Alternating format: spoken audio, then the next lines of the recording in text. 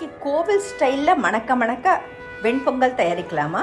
முதல்ல ஒரு 1/4 கப் அளவு பாசிப்பருப்பு, இதுக்கு 1 கப் அளவு பச்சரிசி, இந்த கணக்கில் நல்லா இது ரெண்டையும் கலந்து 2-3 வாட்டி களைஞ்சிட்டு 1/4 கப்புக்கு 2.5 மடங்கு தண்ணி அப்படிங்கிற விகிதத்தில் போட்டு ப்ரெஷர் குக்கரில் 3 விசில் போல் வச்சு நல்லா வேக வச்சு சாதம் பருப்பை தனியாக வச்சுக்கலாம்.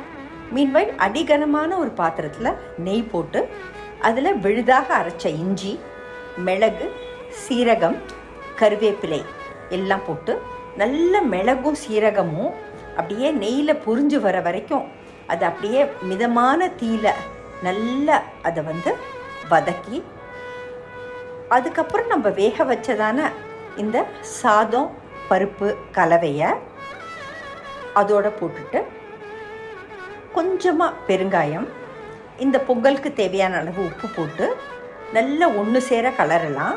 இன்றைக்கி நான் இது கோவில் பொங்கல் டேஸ்ட் வரணும் அப்படிங்கிறதுக்காக சீரக சம்பா அரிசி யூஸ் பண்ணியிருக்கேன். சீரக சம்பா அரிசி 1 கப் எடுத்தாக்கா 1/4 கப் பாசிப்பருப்பு போட்டோன்னாக்கா ரொம்ப நல்ல மணமாக இருக்குது. அப்படியே அந்த கோவில் பொங்கலோட அந்த கமகமாக மனம் நம்மளால் வீட்டில் தயாரிக்கச்சையே கொண்டு வர முடியுது. ஸோ அதனால் நான் சீரக சம்பா அரிசி ட்ரை பண்ணி பார்த்தேன், அது ரொம்ப நல்லா வந்தது.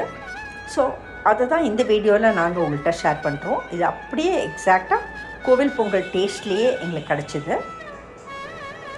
ஸோ இந்த மாதிரி எல்லாம் நல்லா ஒன்று சேர்ந்து வந்தோடனே ஒரு சின்ன கப்பில் கொஞ்சமாக நெய் போட்டு க்ரீஸ் பண்ணி கோவிலில் போடுவாங்க இல்லையா, அந்த பட்டை போட்டு கொடுப்பாங்க இல்லையா, அந்த மாதிரியே பட்டையாக அதை போட்டு கவுத்து அதுக்கு மேலே முந்திரி பருப்பை தூவி அலங்கரித்து நம்ம கொடுத்தோன்னாக்கா கோவில் ஸ்டைலில் வீட்லேயே கமகமாக வெண்பொங்கல் தயார்.